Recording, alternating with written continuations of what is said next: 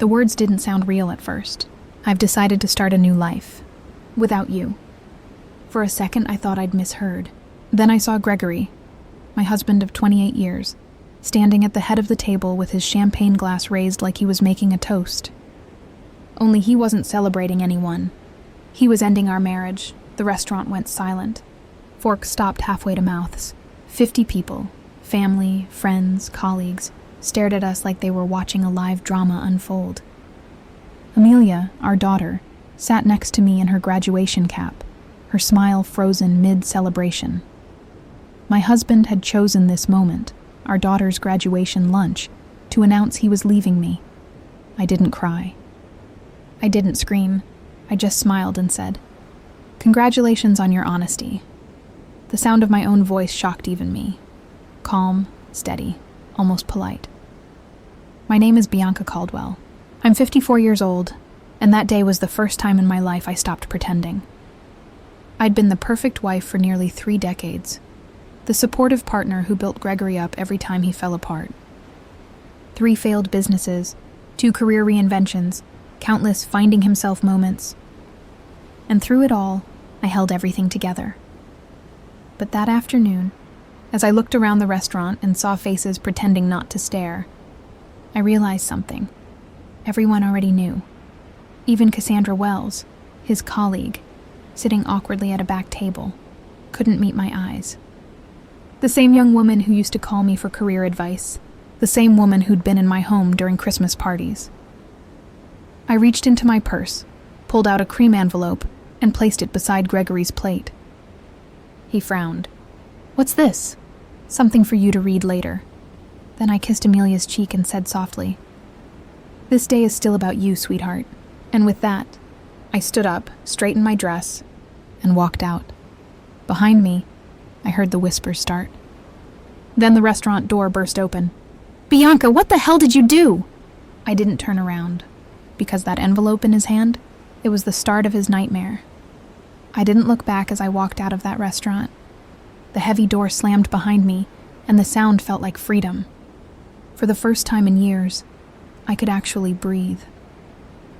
The summer air was thick and hot, but it felt cleaner than the air inside that room full of lies.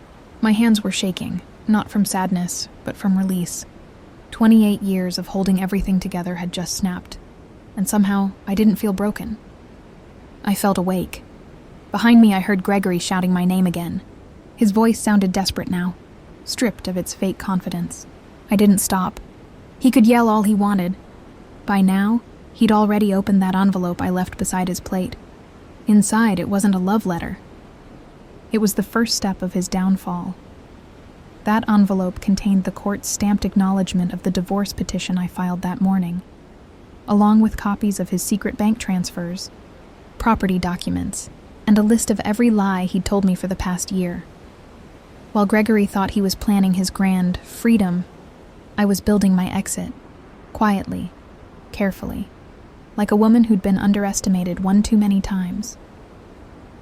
I drove home slowly, replaying his announcement in my head. His words had been rehearsed, like a speech he'd practiced in the mirror. I could almost hear Cassandra whispering it to him, helping him pick the perfect dramatic line. "Start a new life without you." How poetic. How pathetic. When I pulled into our driveway, the house looked the same. The flower beds I'd planted, the porch swing we'd bought together, all of it stood still, pretending nothing had changed. But I knew. Everything had. Inside, the silence hit me hard. I walked up the stairs and opened our closet. His bags were already packed, 3 neat suitcases tucked behind my dresses, ready for his morning after escape. He had planned to leave right after Amelia's big day. He just didn't plan for me to find out first. My phone buzzed over and over. Friends, Amelia, even Gregory's sister. I ignored them all. Then I texted my daughter one line. "I'm okay, sweetheart. Enjoy your day. We'll talk later. Love you." She didn't need to know yet. Not today. I sat down on the edge of the bed, my pulse steady now. Every move I made after this had to be calm, precise, because this wasn't about heartbreak anymore. This was about balance. And tomorrow, He was going to realize just how dangerous it is to betray a woman who knows where every dollar and every secret is buried. 3 months before that disastrous graduation lunch, I noticed something strange. I was reviewing our joint account like I always did, habit, not suspicion, and saw a few small transfers to an unfamiliar account. They weren't big enough to raise alarms, but they didn't fit Gregory's usual pattern. He never handled the bills. He barely checked statements. That was my territory. Numbers had always been my safe space, the one place where things made sense. At first, I thought it was a banking glitch. Then I saw the description next to one of the transfers. C. Wells Consulting. My stomach tightened. Cassandra Wells, his so-called business mentee. The young marketing consultant who laughed too easily at his jokes and found excuses to call our house on weekends. I didn't confront him. Not yet. Gregory was the kind of man who got careless when he felt comfortable. I'd learned over the years that silence was more powerful than accusation. So I waited. I watched. 2 weeks later, he forgot his phone on the kitchen counter before heading to the gym. It buzzed once. Cassandra's name lit up the screen. I don't know what I expected. Maybe a work reminder or a meeting note. But what I read made my blood run cold. Can't wait till it's just us. No more sneaking around. You, me, and the beach house. Then his reply, soon, after Amelia's graduation, that'll be my clean break. I remember standing there frozen, my hands trembling around the phone. It wasn't the cheating itself that shattered me. It was the planning. The calm, methodical way he was preparing to erase me from his life, like I was just another project he'd grown bored of. That night I couldn't sleep. I sat in my office, scrolling through his messages, emails, and transaction histories. The more I dug, the worse it got. He'd been moving money for over a year, siphoning funds from our accounts to prepare for his fresh start. Jewelry receipts, hotel bookings, a deposit on a beachfront property in Savannah. He was building a future with her, using the money I had earned. But what Gregory didn't realize was this. He might have thought he was the smart one in our marriage. He wasn't, because while he was planning his grand escape, I was quietly preparing something far more permanent. And when I was done, Gregory wouldn't just lose me. He'd lose everything. The next morning, I woke up before sunrise. I remember sitting in the quiet, watching the light crawl across the room, and realizing something. I wasn't going to cry anymore. Gregory had taken enough from me already. My time, my trust, my peace. I wasn't about to let him take my dignity too. So I made coffee, opened my laptop, and started working. Not for him this time, for me. For the next few weeks, I lived 2 lives. To Gregory, I was still the same calm, devoted wife. We had dinner together. We discussed Amelia's upcoming graduation. He even kissed me on the cheek before leaving for his meetings. But behind that calm surface, I was quietly dismantling his future. The first thing I did was contact a lawyer, a discreet older gentleman named Philip Anderson. He'd been handling financial disputes for decades. I told him everything, every transfer, every message, every piece of evidence. When I finished, he leaned back and said, "Mrs. Caldwell, you've done half my job already." That made me smile. For years, I'd been the one keeping our finances afloat, and Gregory had called me too cautious. Turns out, caution was about to become my greatest weapon.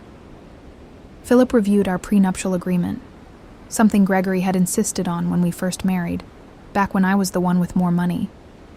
He thought it would protect him in case things ever went wrong. What he'd conveniently forgotten was the fidelity clause. "If we can prove infidelity," Philip said, tapping the document, "you're entitled to retain nearly everything. The house, the savings, the investments." He'd walk away with only what's in his personal account. That night, I couldn't sleep. I sat alone in the living room, the glow of my laptop lighting up old photos on the wall. Our wedding day, Amelia's first birthday, family vacations. Every memory felt like it belonged to a stranger. I spent the next month gathering evidence quietly.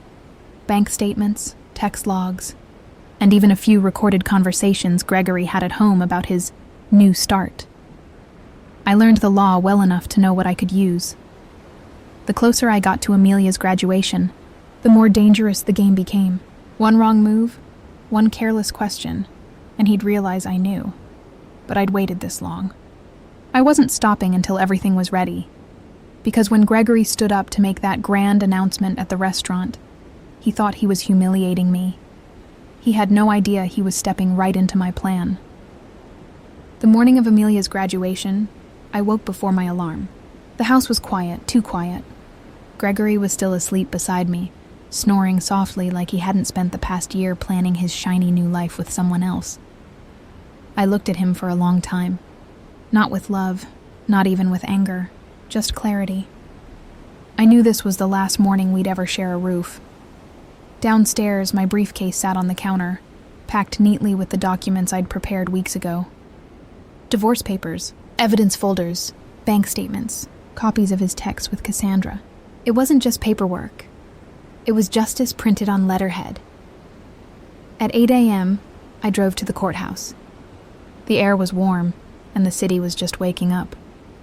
Filing those papers felt surreal. The clerk stamped them without looking up, completely unaware that a 28-year marriage had just ended with the sound of her rubber seal hitting paper. When I walked out, I didn't feel sad. I felt steady. It was done. By the time we gathered at the restaurant later that afternoon, everything was already in motion. The court had received my filing, my attorney had delivered notice to Gregory's lawyer, and the clock was ticking on his entire financial empire. He just didn't know it yet. I remember watching him laugh at the table, glass raised, surrounded by people who thought they knew him. My friends, our friends, some of them already knew about Cassandra. They avoided my eyes, pretending they didn't. That silence hurt more than the betrayal itself. Then Gregory stood, clinking his glass for attention. And with that smug little smile, he said it. I've decided to start a new life without you.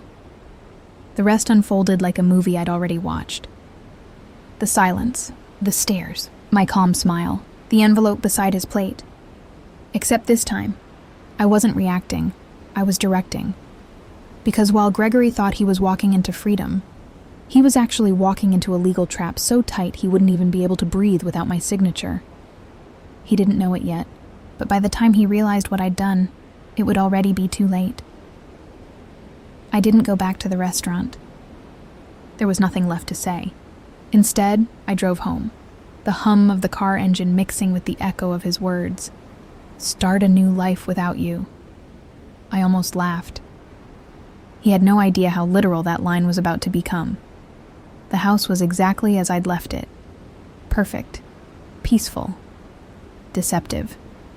But upstairs, behind my clothes, his suitcases waited, already packed for his escape with Cassandra. He'd planned to walk out the next morning after pretending to be a family man one last time. Too bad I'd ruined the script. Hours passed before I heard the tires screech in the driveway. The front door slammed so hard the picture frames rattled. "Bianca!" Gregory's voice bellowed through the house. "What the hell did you do?" I was sitting in the living room, laptop open, reviewing the court's confirmation email. I closed it gently as he stormed in, face red, the envelope clutched in his shaking hand. "What is this?" he demanded, throwing the papers onto the coffee table. "You served me divorce papers? Today? On our daughter's graduation day?" I met his rage with calm. "I thought it matched your plans perfectly. You wanted a new life. I just made sure it's official." His jaw tightened. "You had no right." "I had every right," I said evenly. "Just like you had every right to spend our savings on your girlfriend's jewelry." Or did you think I wouldn't notice? For a second, his confidence cracked. Then he sneered. "The prenup expired years ago. You can't take what's mine." I leaned back, almost pitying him. "It didn't expire, Gregory. Section 12, remember? The fidelity clause. It lasts for the entire marriage." He froze. The color drained from his face as he realized what that meant. "You should have read what you signed before you started cheating," I said softly. Gregory sank into the couch, staring at the documents like they were written in another language. "You can't do this to me," he whispered. "Oh, but I already have."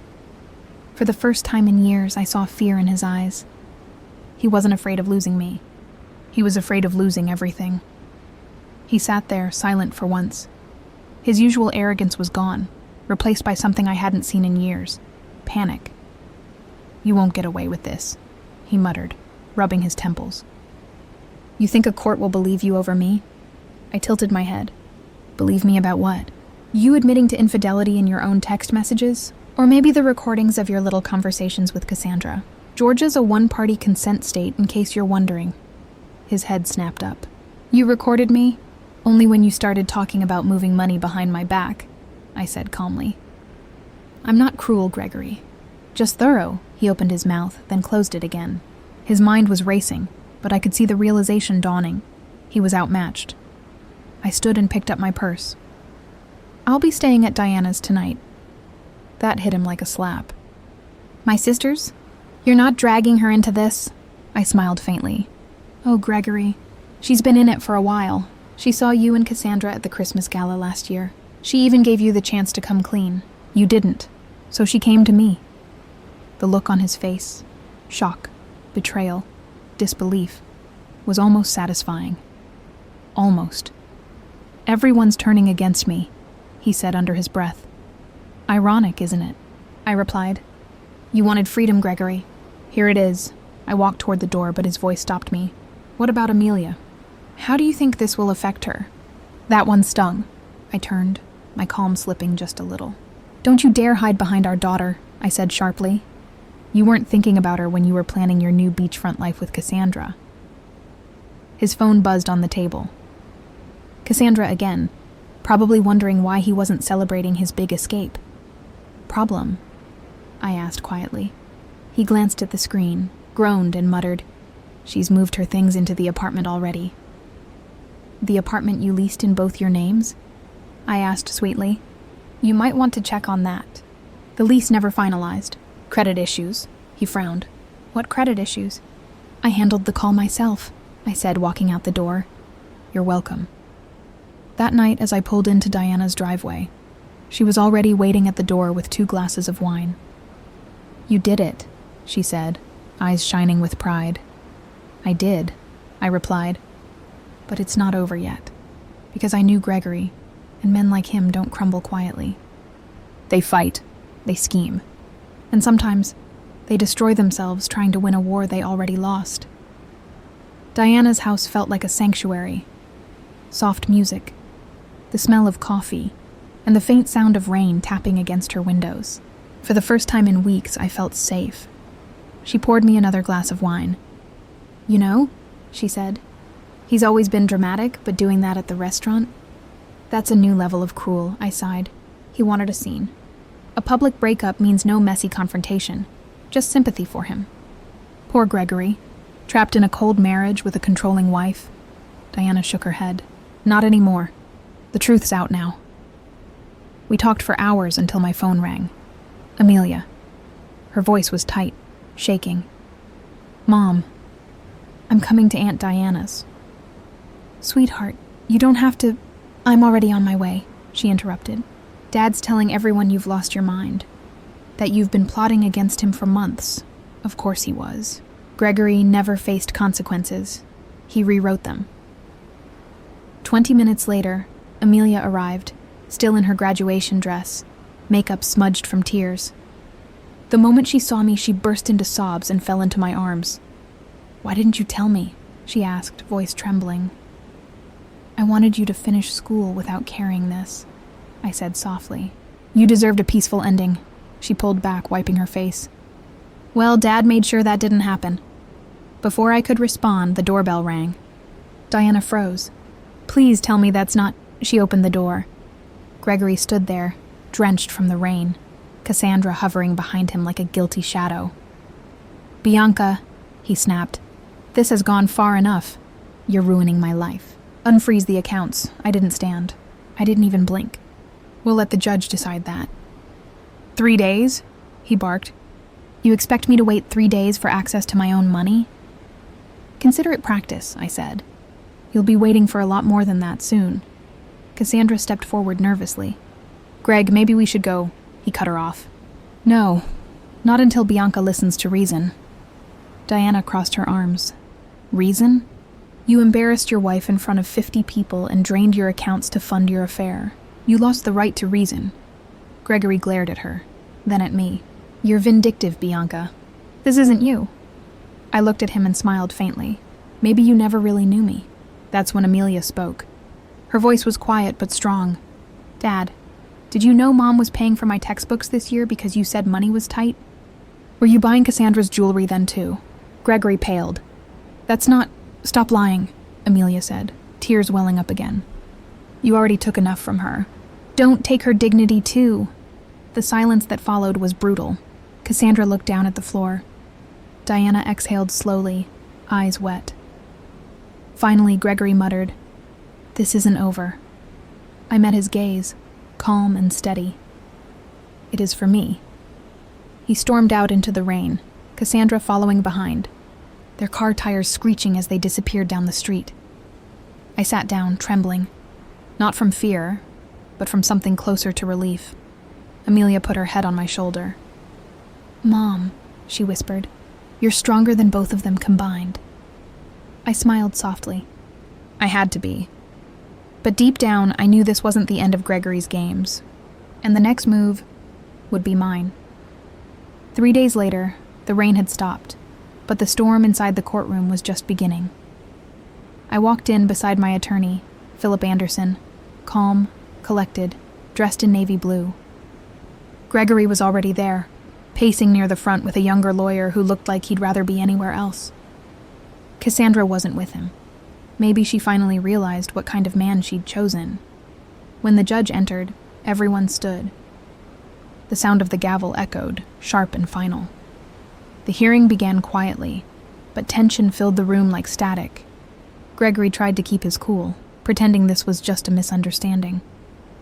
His lawyer spoke about marital drift, about how Gregory had acted out of emotional confusion. I stayed silent, my eyes fixed on the judge. Philip handled everything, calm, precise, and devastating. He laid out every piece of evidence, bank statements, transfers, property records, the prenup, and then, finally, the text messages. The courtroom went so quiet you could hear the air conditioner hum as the judge read aloud. Can't wait till it's just us. No more sneaking around. After Amelia's graduation, that'll be my clean break. Gregory's face drained of color. Then Philip added the final blow, the prenuptial agreement Gregory had once insisted upon. Your Honor, Section 12, Fidelity Clause, remains active for the duration of the marriage. The judge nodded slowly. I see no expiration stated. The clause is binding, Gregory's lawyer stammered, trying to argue technicalities, but the judge wasn't buying it. In addition, she said, flipping through the evidence, these undisclosed transfers constitute financial concealment under Georgia state law. The freeze will remain in effect pending full discovery. The marital home and majority assets will remain with Mrs. Caldwell. Gregory's voice broke. This is ridiculous. I built that life. The judge looked at him sharply. And then you dismantled it. Actions have consequences, Mr. Caldwell. When she struck her gavel again, the sound felt like justice landing. Gregory just sat there stunned. His empire, his lies, his control, all gone in minutes. I stood to leave, but he reached out. Bianca, please, we can fix this. I turned back just long enough to say, you should have thought of that before you started building a life with someone else. As I walked out of that courtroom, I didn't feel triumphant. I felt clean, like I'd finally stepped out of a storm I didn't cause. Outside, the sky was clear. Amelia was waiting by the car, eyes red from crying but smiling. Mom, she said softly, did you win? I squeezed her hand. No, I said. I just stopped losing. But deep down, I knew Gregory's downfall wasn't finished yet. Because when a man like him loses everything, he doesn't walk away quietly, and I was ready for his next move. It didn't take long for Gregory's perfect image to crumble. Within a week, the whispers started. Friends who once sang his praises suddenly had to take some space. His business partners pulled out of deals. Even his clients began asking quiet questions. He'd spent years building a brand around being the charming, trustworthy family man, the one who valued integrity. But now the truth was everywhere. His infidelity wasn't just gossip. It was documented in legal records and financial statements. When word got around that the judge had upheld the prenup, people finally saw him for what he was. 2 weeks later, Diana called me, half laughing, half shocked. Cassandra moved out, she said. Apparently, she found out his savings weren't real. I couldn't help it. I laughed. A deep, unrestrained laugh that felt like it came from somewhere buried for years. So much for their beachfront dream, I said. She told Jennifer she's done. Said she didn't sign up to date a man with financial issues. I hung up, smiling. Gregory had always been good at creating illusions. But illusions need money to survive. And now he had none. Meanwhile, I was rebuilding. I'd taken a small office downtown and hung a sign that read Caldwell Financial Transitions. I helped women navigate divorce settlements, budgeting, and financial recovery. The work was honest, healing, empowering. Every woman who sat in that chair across from me reminded me why I'd done what I did. Because no one should ever feel powerless in their own life. Amelia visited one afternoon, carrying takeout and her usual warmth. Mom, your waiting list is crazy. Do you realize you've become kind of an inspiration? I laughed. I'm not trying to inspire anyone, sweetheart. I'm just trying to make sure no one else ends up blindsided like I was. She smiled. That's exactly why they love you. As she left that evening, I looked around the office, sunlight spilling through the blinds, soft music playing, and realized something. I didn't miss Gregory. Not even a little. He had once been my whole world. Now he was just a closed chapter. Necessary, painful, and over. That night, Diana called again. You'll never guess who just tried to sell his car online, she said, barely hiding her grin. I smiled to myself. Let him. He's finally learning how it feels to start from nothing. And for the first time in decades, I felt light. Not because I'd won, but because I'd stopped carrying the weight of someone else's lies. 6 months later, I got the court notice. Final divorce hearing, February 17th, our 29th anniversary. I almost laughed at the irony. The date we once toasted with champagne would now mark the official end of everything. That morning, I dressed in calm, neutral colors. No anger, no drama. Just peace. I wasn't walking into a battlefield anymore. I was walking out of one. When I entered the courtroom, Gregory was already there. He looked thinner, older, and exhausted. The charm he once wore like armor was gone. Even his lawyers seemed tired of him. He didn't speak during the hearing. He just sat there, staring at the floor, as the judge reviewed the settlement terms. The prenup stood. The assets remained with me. He kept his personal account, what little was left of it, and a small portion of his business equity. By the time the gavel struck, Gregory Caldwell, once the man who thought he could outsmart me, was officially free. And broke. As people filed out, he approached me quietly. Bianca. His voice was rough, smaller somehow. I made a terrible mistake. I didn't say anything. I just looked at him. Is there any chance we could... No, I interrupted softly. That door closed the day you decided I wasn't part of your future. He nodded, eyes wet. I hope you find happiness. You deserve it. For once, I believed he meant it. I already have, and I said, and walked away. Outside, the air was crisp. I took a long breath, feeling lighter than I had in years. Philip patted my shoulder. You handled yourself with more grace than most people could, he said. Grace isn't weakness, I replied. It's just choosing peace over chaos. 6 months later, my firm had grown so quickly I had to hire 2 associates. Caldwell Financial Transitions was thriving. Women came to me broken, scared, uncertain, and left stronger, clearer, and ready to rebuild. One afternoon, Amelia visited my office. She looked around and smiled. You know what's funny, Mom? What? If Dad had just been honest from the beginning, he might have kept half of everything. I smiled softly. Maybe, but then I wouldn't have learned how strong I really am. She hugged me tight. I'm proud of you. When she left, I sat by the window, the city glowing in the late afternoon sun. For years, I thought my story ended the day Gregory betrayed me, but I was wrong. That was just the beginning. The envelope I handed him at the restaurant wasn't just a declaration of revenge. It was a declaration of freedom. Because in taking everything back, my home, my peace, my name, I hadn't just found justice. I'd found myself.